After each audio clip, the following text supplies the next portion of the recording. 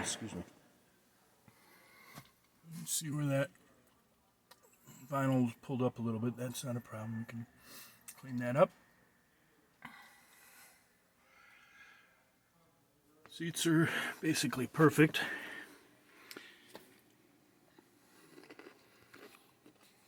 I'm going to do this one-handed. There we go. I doubt if anybody sat in the back seat.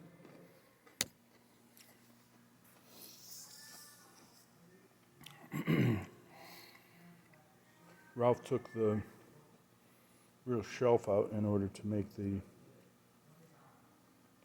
install the speakers.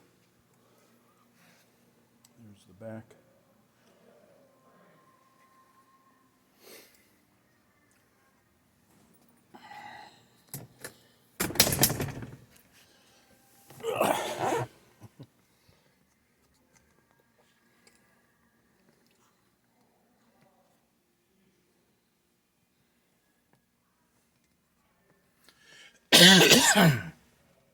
It's all new,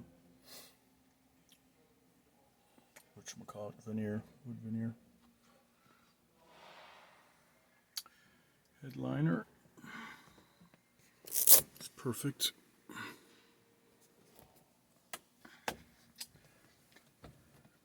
Nice clean rearview mirror.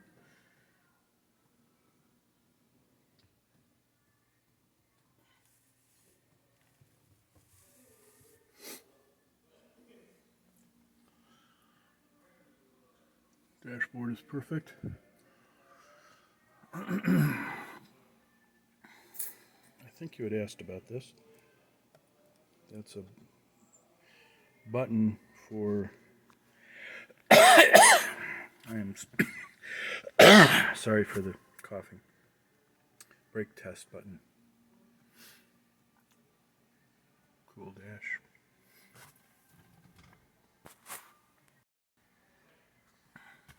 Let's see here. We replaced, shucks, can't see it. Yeah, replaced the Brico cigarette lighter, which is worthless because you can't get the, it's not like a regular 12 volt 12 volt socket. And you replace that with a regular 12 volt socket so you can plug your ancillaries in. Yeah, let's see what we got here.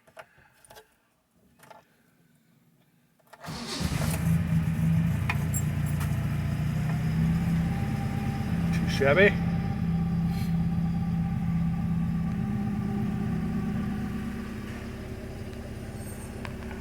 Nice. Plenty of oil pressure. You were asking about that gauge, so we're running 80 something there. As is typical, the factory gauge is not very accurate, but it's at the bottom. Let's see if I can turn this off. Let's see, a red light will come on.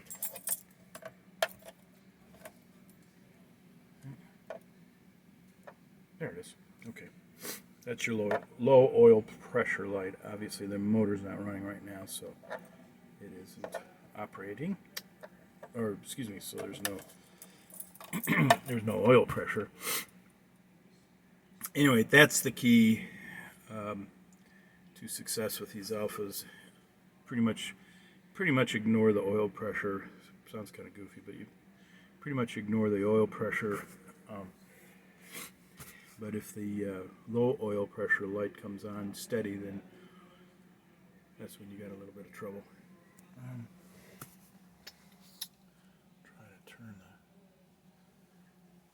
that looks, there we go. Carpet needs a little cleaning, but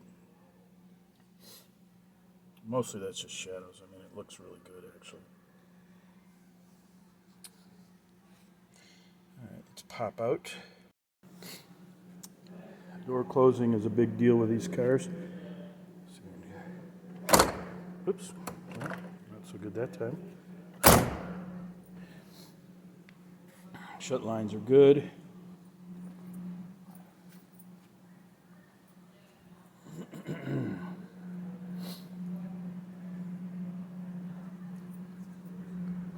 car came.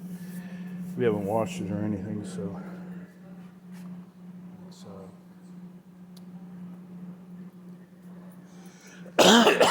obviously gonna get taken care of.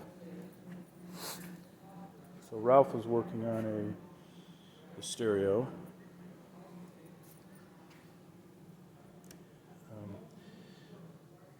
So these rear wings are hinged out a little bit, enough to give you some air.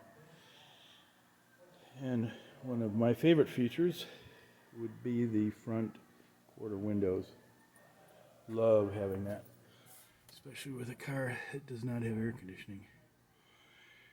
You had asked about the steering wheel. That is probably from a mid-70s GTV.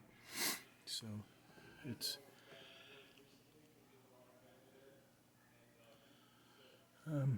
anyway. I don't remember if we have new glass, but it sure looks like it. No delaminating. Alpha's had a problem down in the corners here where the glass would delaminate. You asked about the windshield washers. These are these little deflector things. I just saw something in the Alpha Digest or whatever you call it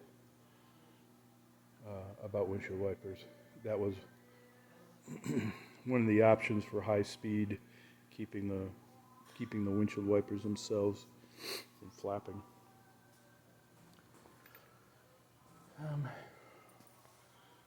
This is what I would consider the nicest looking front grille of any of the GTVs. Again, good shed lines.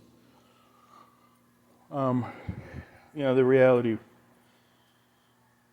with Alpha, certainly this era, is that these were never Hondas. They were semi-custom made. So, or I should say not custom made, but handmade. To the extent that shed line tolerances were quite wide. So, what do we got here? Sorry. They're clumsy here. Okay, there we go. So you had asked about the fan, and Ralph and I were talking about it the other day. His radiator had developed a leak, and so he actually replaced the radiator. And doing so, can't really see, but ahead of the radiator is an electric fan, which is really by far the better way to go. Now, we can put a shroud and a fan on and leave the electric fan on or not. That's totally your call. What else? You asked about the air box, which is somewhat clumsy, I guess you'd say. But it actually is quite a engineering marvel, if you would. Underhood looks good. That's your light that comes on when you open up the hood and you have the headlights on. That's the Alphaholics oil catch can. This is really the first time I've opened this up myself, so.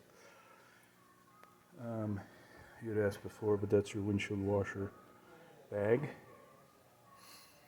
That tube is taking oil vapor, running it over there. As I say, I don't know, but I don't imagine it would be very often that would have to be emptied. There is a sight glass on the side there. You can just see it right over there. So you would know when it's time to fill it up. The factory unit was really a hacky thing, and so I would recommend keeping that on there. Those, by the way, are dual booster brakes, brake servos. And the small reservoir is for the clutch. The larger one is the front and rear chambers, reservoir chambers, if you will, for the brakes. This is a dual circuit, which is nice. I have had instances in the past when an Alpha single circuit had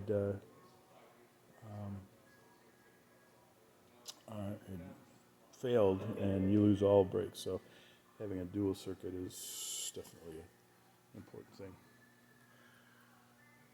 I mean, the paint is basically perfect. I haven't gone through it with a fine-tooth comb yet.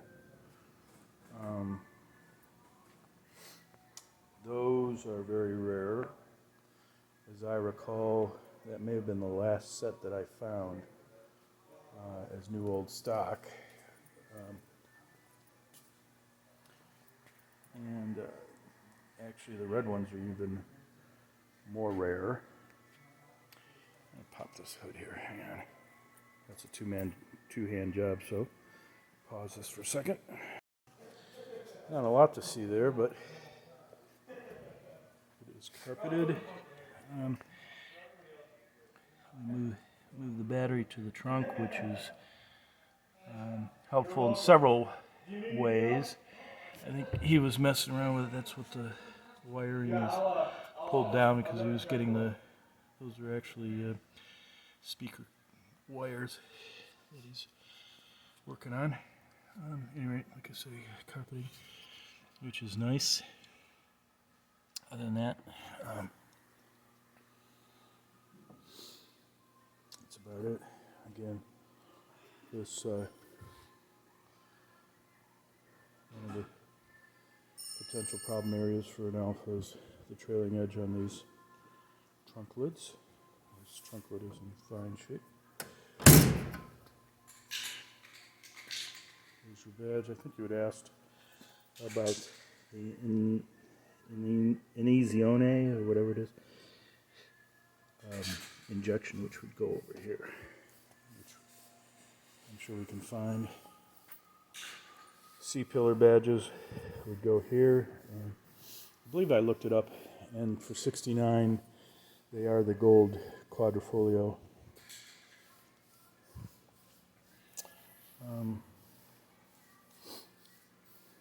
This is new aluminum. This is stainless, and it's in really good shape. Like I said, I'm pretty sure this is new because this gets pretty easily bent. It's not as shiny as the stainless steel, just the way it came from the factory. And actually, a lot of times the stainless gets over polished. They did not over polish it from the factory. Anyway, that's pretty much it.